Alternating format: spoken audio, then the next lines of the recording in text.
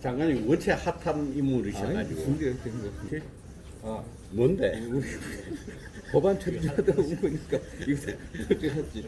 이쪽으로 한번 오시죠. 네.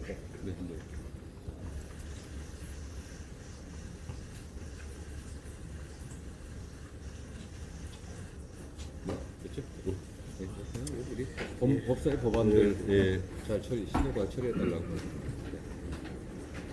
하시고 법조계 선배이시자 그리고 우리 정치에서도 선배이신 정성호 법무부 장관님께서 우리 저희 당을 방문해 주신 것에 대해서 진심으로 환영하고 그리고 감사의 말씀을 드립니다.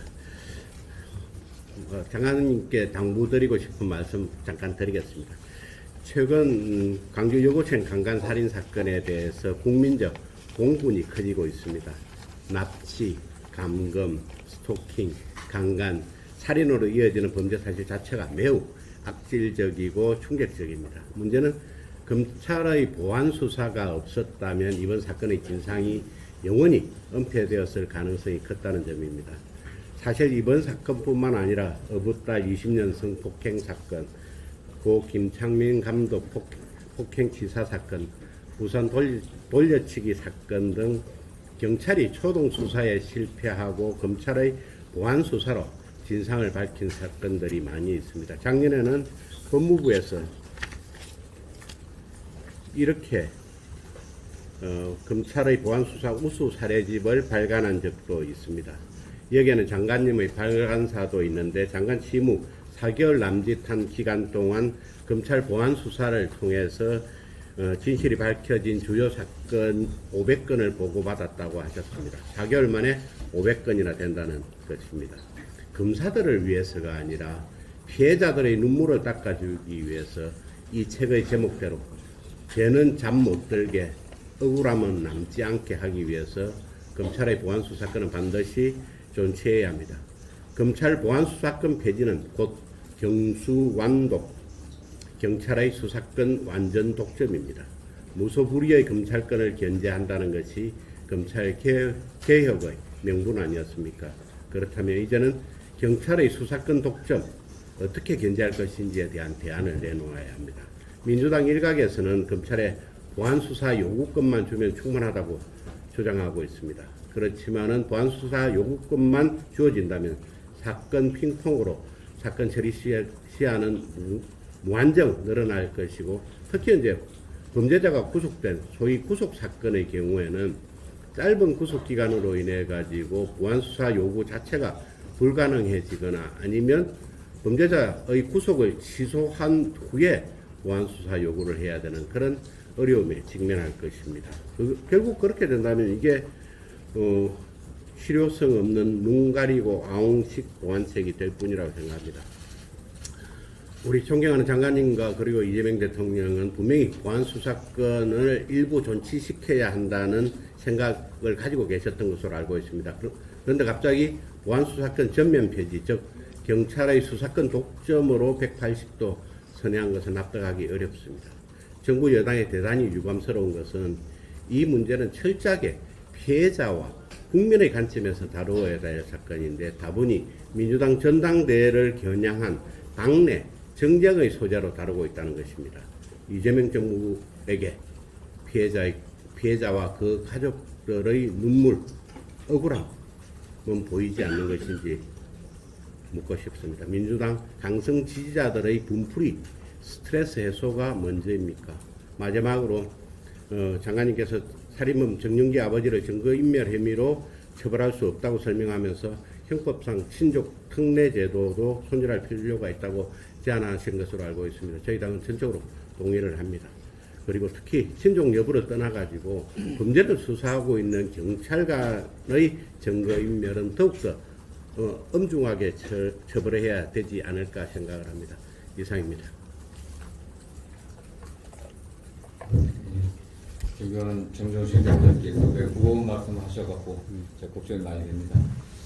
제가 정정식 대표님 예방하고 저희 본부 여러 현안들에 대한 건들 드리겠다고 하니까 여러분들이 자칫 욕 많이 먹을 텐데 굳이 갈 필요가 있냐라는 그런 얘기도 많이 했습니다. 다만 저는 국회에 들어온 이래 늘 국민의 대표자인 국회가 여야 간에 대화하고 또 양보하고 타협을 해야 된다라는 일관된 신념을 갖고 저는 활동해 왔습니다. 국회가 전반기를 마치고 후반기에 들어서면서 새로 원내 지도부가 여야에 구성됐습니다. 당연히 정부의 국무위원으로서 여야의 그 원내 지도부를 예방하고 또 저희 부의 그 현안들을 설명하고 협조를 구하는 게 또 당연한 도리라고 하는 그런 원칙적 입장에서 또 예방을 하게 됐습니다. 개인적으로는 우리 정정식 대표님과는 뭐 대학 동문이기도 하고 또 법조 선후배 관계도 있지만 또 같은 지방간입니다. 파도 같습니다. 그래서 특별한 또 인연이 있습니다. 제가 그 대표님보다는 좀 한 학년 더 위입니다. 네. 어쨌든 그런 이유도 있고 겸사겸사 특히 후반기 국회가 매우 험난할 걸로 예상을 하고 있습니다. 이런 상황에서 정부의 국면 중에 한 사람으로서 정말 제가 맡고 있는 법무부의 현안과 관련해서 그 여야가 원만하게 협의를 해줬으면 하는 그런 당부를 드릴 것 같습니다. 대표님께서 여러 말씀하셨는데 가장 중요한 게 우리 형사사법 체계에 있어서는 국민의 입장, 역시 또 피해자가 억울하지 않게 하는 게 굉장히 중요하다고 생각하고 있습니다.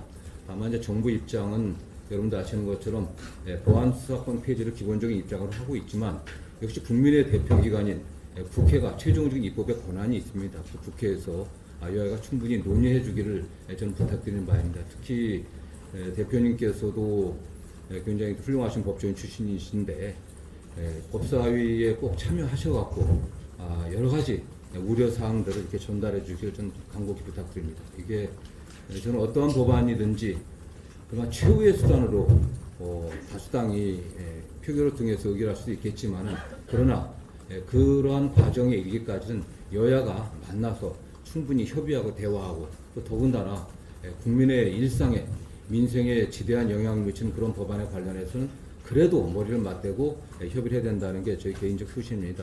저희 법사의 여러 현안들이 굉장히 많습니다.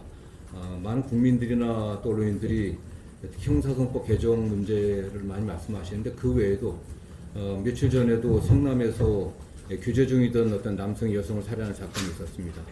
특히 교제 살인 관련해갖고 그 관계성 범죄 또는 교제 어떤 폭행에 관련된 범죄들에 대해서 처벌을 해야 된다고는 법안이 많이 나와 있습니다. 이게 신속히 국회에서 처리되어야만 합니다.